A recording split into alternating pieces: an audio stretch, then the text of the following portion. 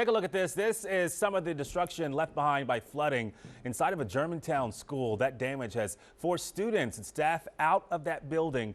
As Action News reporter Sharifa Jackson explains, that is causing its own set of issues. This sign right here is directing students from their typical classrooms after a flood destroyed the newly renovated building. School staff, they're trying to find the thousands of dollars to get the building back open. There are no students in the classrooms and hallways of the Germantown Masjid Academy. Instead, those same areas full of water-soaked debris and dry vacs.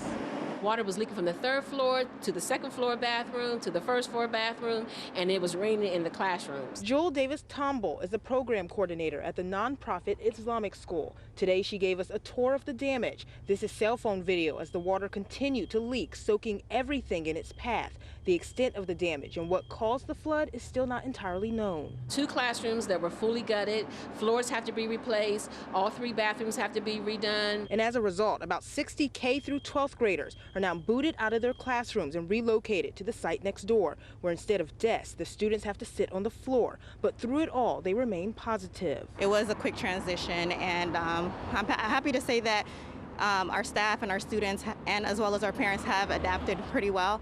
Our priority right now is to get the students back into their classrooms. Something they can't do without money. The nonprofit school owns the building, and they're working to raise the money for the immediate emergency repairs because the insurance doesn't include flooding. Funds they don't have now, but are praying will find soon. We as individuals here, we just believe that we'll be okay. We'll be okay.